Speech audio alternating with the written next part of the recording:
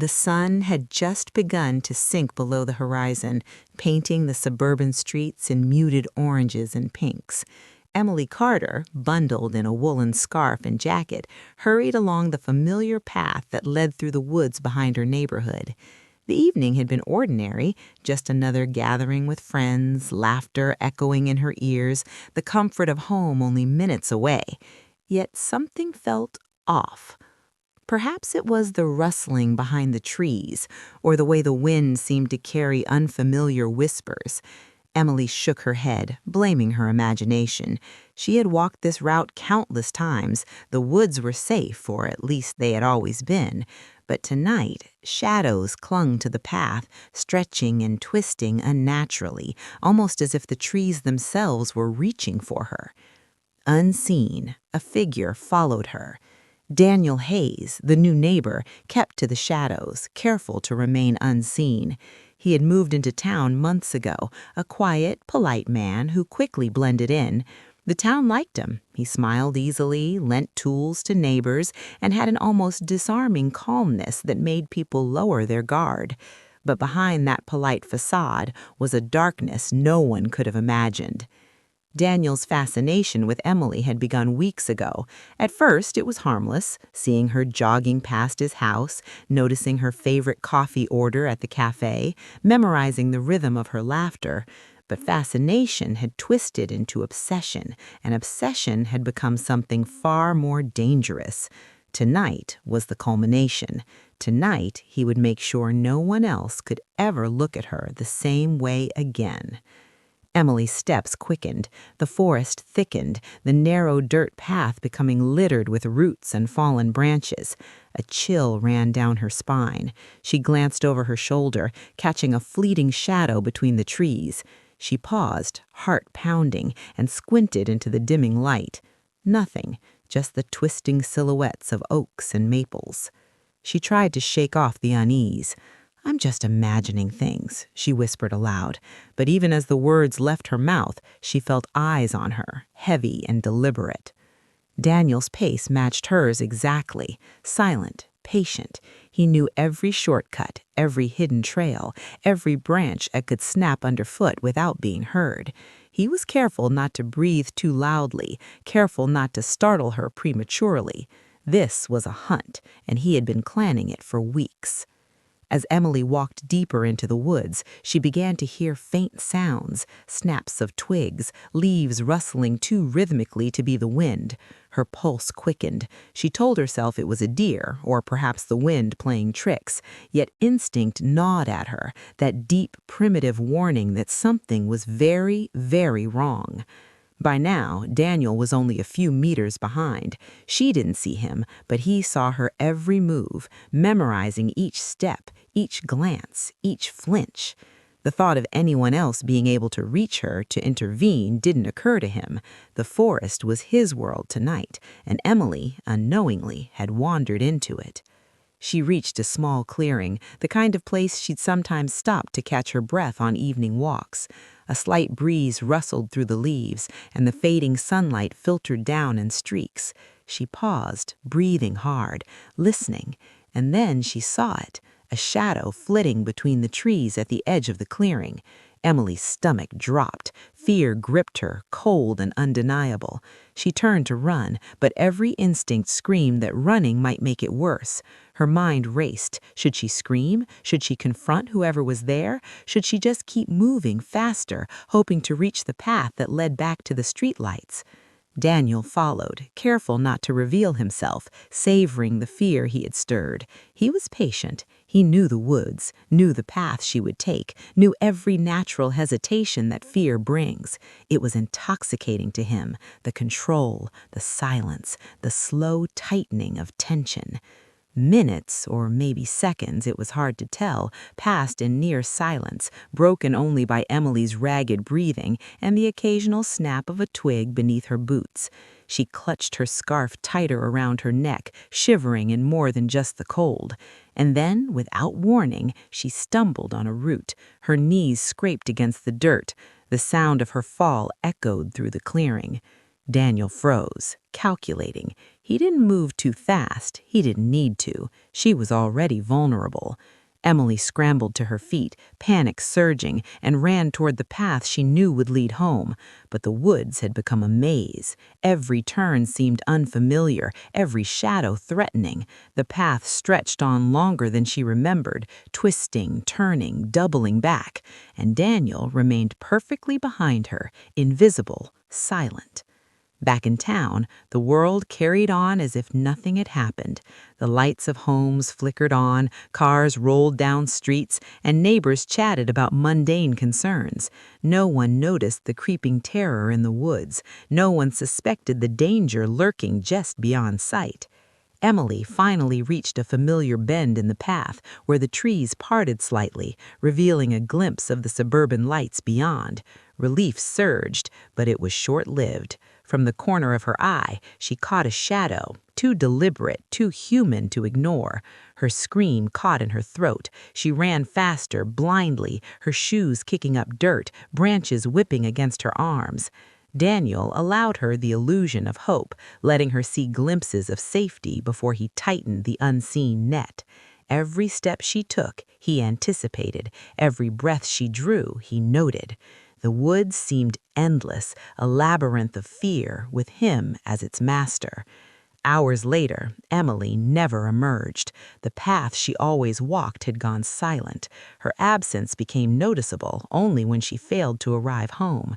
Her roommate, worry gnawing at her, dialed the police. The call echoed through the station. "She didn't come back. She's missing." The investigation began, but at first there were no clues. No footprints led out, no clear signs of struggle, just the broken tranquility of the woods. The town murmured with concern, tinged with disbelief. Some assumed she had simply taken a detour, perhaps spent the night at a friend's house. Others whispered darker possibilities, but quickly dismissed them. They couldn't imagine the horror that had unfolded unnoticed. Meanwhile, Daniel returned to his house, slipping into his usual role of calm neighbor. He smiled at the police when they came to ask questions, volunteered to help with the search, and presented himself as a concerned, helpful member of the community. No one suspected the man behind the polite facade had orchestrated the entire disappearance. Hours turned into a night filled with anxious searching. Flashlights cut through the darkness of the woods, illuminating twisted branches and fallen leaves, but nothing else. The forest seemed to swallow up any trace of Emily.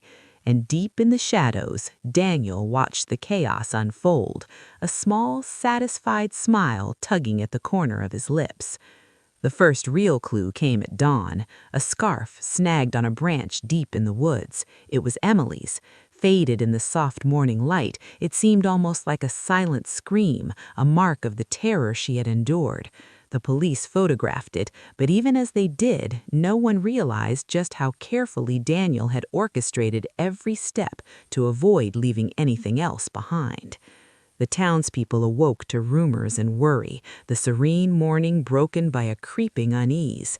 Emily's disappearance was no longer a mystery to them, it was a nightmare. And yet the truth remained hidden, known only to the hunter in the shadows and the terrified girl he pursued. Detective Laura Benson arrived in the small town the next morning, her car tires crunching on the gravel road that led toward the woods. She was a seasoned investigator, sharp-eyed and unflinching, with a reputation for finding the truth no matter how deeply it was buried. The case file was sparse. Emily Carter, 25, missing from her usual route home, but the details intrigued her. Something about this disappearance felt deliberate. Laura first visited Emily's apartment. The place was neat, organized, with signs of an ordinary, happy life. Her roommate, Claire, paced nervously, wringing her hands. "She's never late," Claire said, voice tight. "Even when she's running errands, she texts me. She wouldn't just vanish." Laura nodded, scanning the room. "When was the last time you saw her?" "Last night," Claire replied, wringing her scarf. "She left after the party, said she'd be back in 20 minutes. That's it. I waited, and then nothing."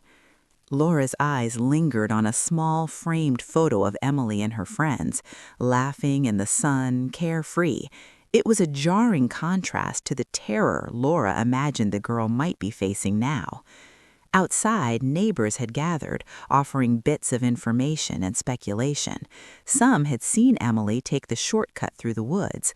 Others thought they glimpsed her talking to a man days earlier. Most brushed these observations off. Daniel Hayes, the new neighbor, was friendly, helpful, and had even volunteered to assist with the search. Laura's instincts pricked. Daniel's calm, almost rehearsed behavior was off. She made a mental note to check his background thoroughly. She and a small team of officers entered the woods. The early morning fog clung to the trees, reducing visibility to just a few meters. The forest was silent, save for the occasional rustle of a squirrel or a distant crow. Each footstep on the damp earth felt magnified, echoing like a warning. They found Emily's backpack first, tangled in the underbrush.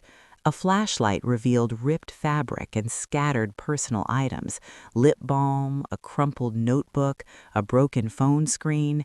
There were no obvious signs of struggle beyond that, but the subtle displacement of leaves and disturbed soil hinted that she had been forcibly removed from the area. Laura crouched, running her gloved hand over the dirt. "These prints," she murmured, "they don't lead anywhere. It's as if someone vanished into thin air."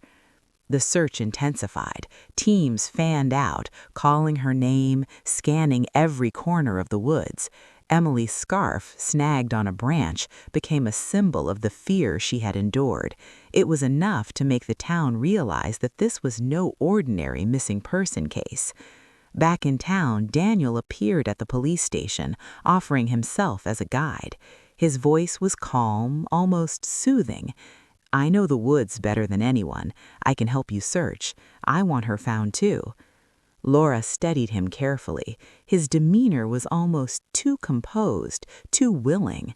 Something about him set her teeth on edge, but without concrete evidence, she had to keep her suspicions to herself. As the day wore on, Laura interviewed neighbors. Most described Daniel as polite, helpful, and unobtrusive, but a few, older residents, people who had lived in the area for decades, hinted at unease. "He's always watching," one older woman said quietly. "Not just Emily, everyone. He smiles at you like a neighbor, but his eyes, they follow you." Laura filed the comment mentally. She would need more than intuition to connect him to Emily's disappearance. That night, the woods remained eerily silent. Flashlights pierced the darkness, revealing twisted roots and the glint of dew on leaves, but no Emily. Laura stayed late, going over every detail in her mind. The pattern didn't fit a random disappearance. This was calculated, premeditated. She returned to Emily's apartment for a final check. Among her belongings, she found a small journal that Emily had left on her desk. Flipping through, Laura noticed entries about her day-to-day life, harmless notes about friends and classes, but then one line jumped out. "I keep feeling like someone is following me, even when no one's there. I don't know why, but it's scary." A chill ran down Laura's spine. Emily had sensed Daniel, even if she couldn't see him. The detective knew that premonitions like this often precede danger. Laura returned to the station and began piecing together a profile of Daniel Hayes. He had moved from a neighboring city months ago. No arrests, no criminal record, no obvious red flags, but gaps existed in his history. Weeks where he couldn't account for his whereabouts. Small incidents quietly dismissed by previous neighbors. Laura scribbled notes, feeling the gnawing certainty that Daniel was hiding something. Meanwhile, Daniel was back in the woods, watching the search from a distance. He moved carefully, blending with the shadows, a ghost among the trees. He knew the search would focus elsewhere. The police would not suspect him yet, and that was exactly how he wanted it. Late into the night, Laura received an anonymous tip via email. "Check the old cabin by the creek. She was there." The address was vague, the sender unknown. Most officers would have dismissed it as a prank, but Laura's instincts screamed otherwise. She could feel the weight of urgency in every word. It was the first lead that felt real. The town remained uneasy. Whispers spread about Emily's disappearance, neighbors glancing over their shoulders, children asked to stay inside. Yet the idea that a predator had been living among them, hiding in plain sight, seemed impossible. Daniel continued his facade of helpfulness, comforting worried neighbors, volunteering for search shifts, always careful not to leave a trace. Laura reviewed the search grid one last time. Every path had been covered, every likely hiding spot examined, yet she couldn't shake the feeling that something had been missed. And deep down, she knew the woods themselves were keeping secrets, secrets only Daniel could reveal. She resolved to follow the tip about the cabin.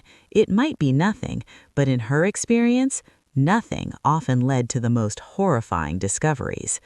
As she prepared to head out, the first light of dawn broke over the horizon, casting long shadows through the trees. Laura paused, glancing at the woods, feeling the pulse of danger hidden within them.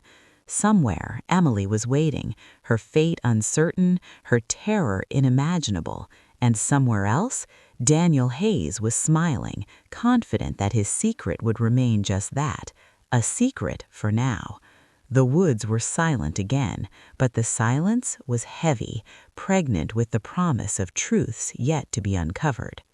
The forest had grown darker and more foreboding by the time Detective Laura Benson reached the old creek.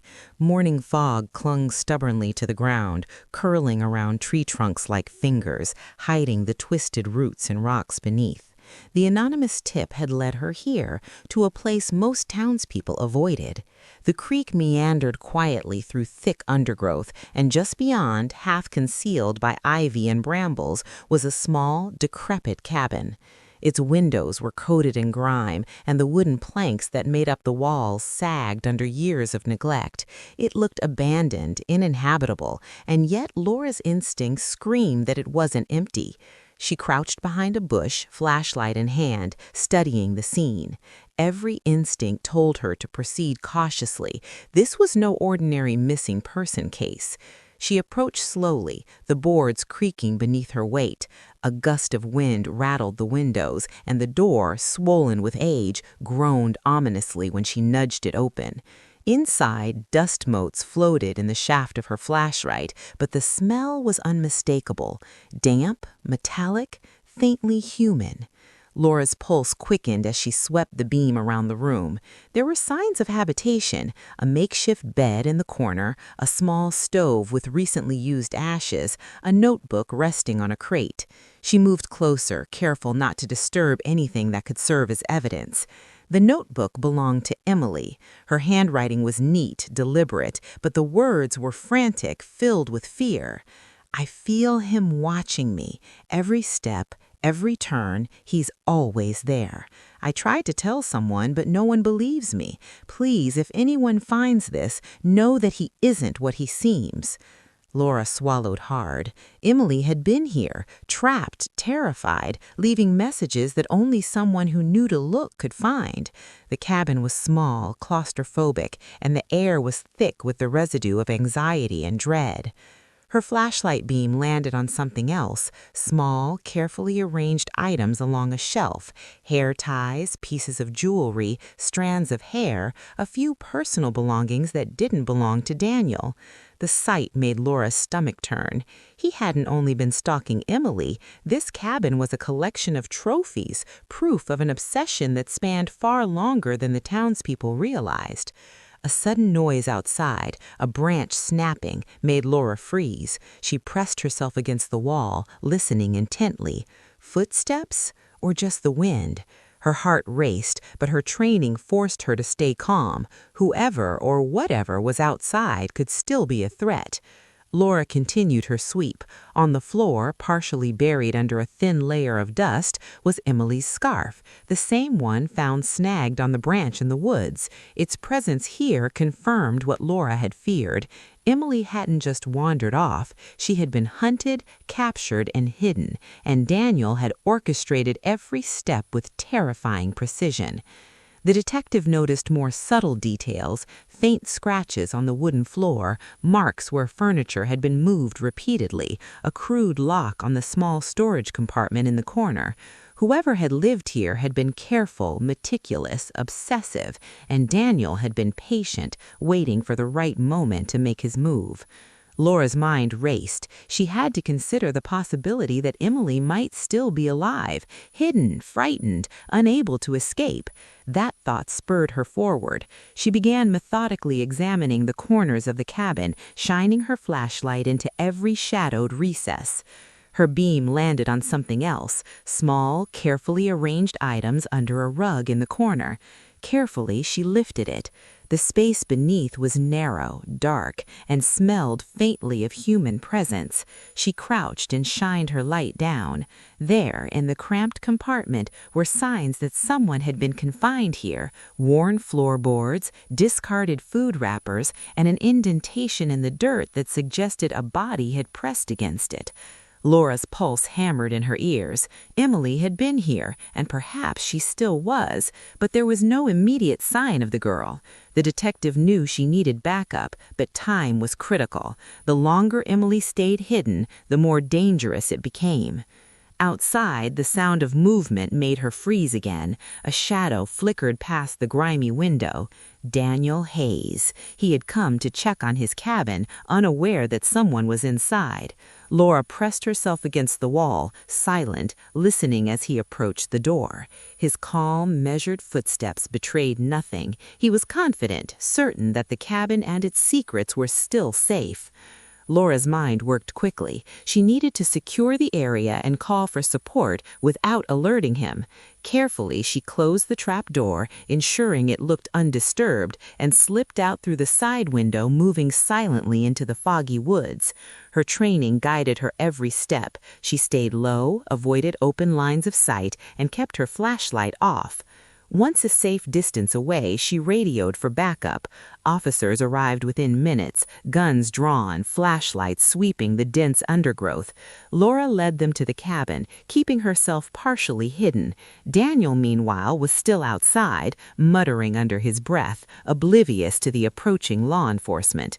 The team quickly surrounded the cabin. Daniel's expression changed from confident calm to mild annoyance, then confusion, as he realized the area was compromised. His mind raced. He hadn't planned for this. His meticulous schedule, his careful stalking, had been disrupted. Inside, Laura led the search of the cabin. Every corner was inspected again, but the compartment was empty. Emily was gone. Someone had moved her, or she had been moved, leaving behind only traces of her presence, her journal, her scarf, and her frightened essence imprinted on the walls. Laura's heart sank, but she didn't falter. The cabin had given her something invaluable, proof that Daniel was responsible, proof that he had planned and executed the capture of Emily. The next step was to follow the trail she could now see forming in the chaos he had left behind. As the team exited the cabin, Laura noticed subtle marks in the mud outside, footprints leading back into the woods toward Daniel's property. Her instincts told her Emily had been moved there. She signaled to the officers to stay alert. They moved quietly, following the faint traces through the foggy undergrowth. Daniel was nowhere to be seen, but Laura knew he was close. He had underestimated her. He had believed his obsession was untouchable, that his control over the woods was absolute. But Laura had seen through the facade. She knew the truth. Daniel Hayes was dangerous, cunning, and clever, but he had made a mistake. The detective paused at a bend in the path, taking in the silent woods around her. Somewhere ahead, Emily's trail continued. Somewhere close, Daniel's secrets were still waiting to be revealed. And somewhere in the shadows, the tension of what was to come held the forest in a breathless pause. Laura's grip tightened on her flashlight.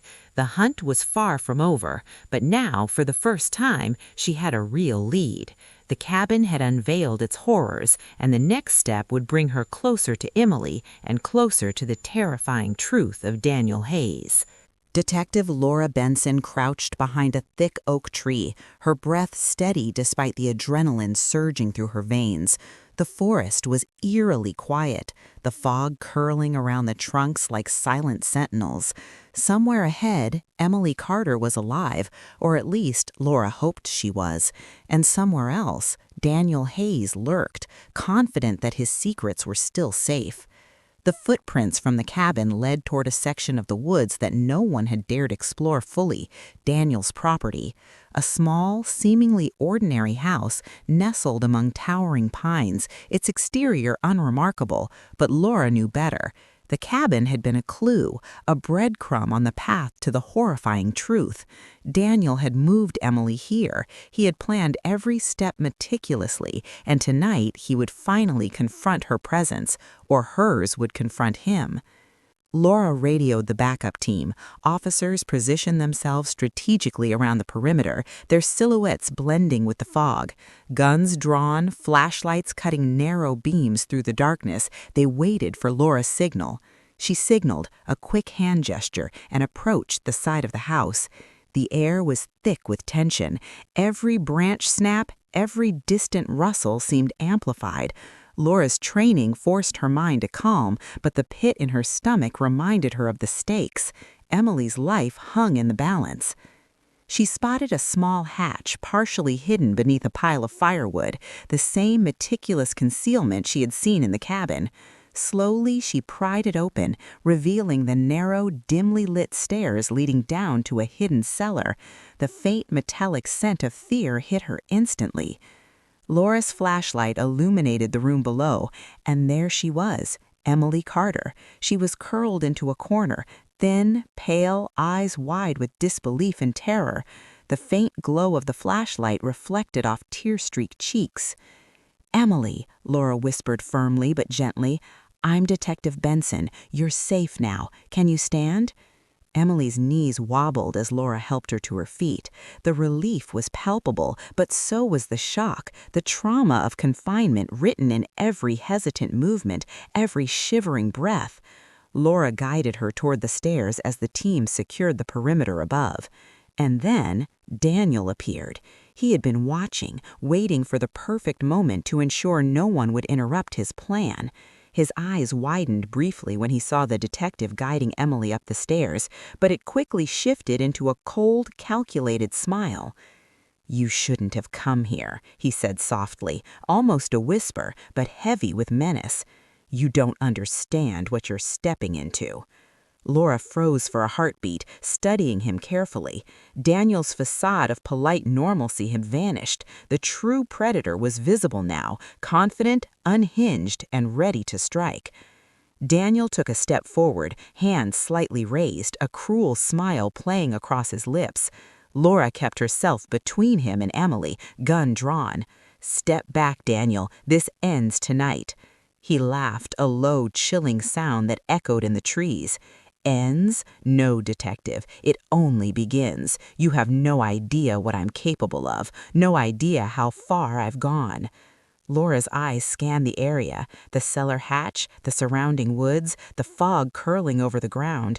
Every exit was covered. She knew she had the advantage, but she also knew that he was unpredictable.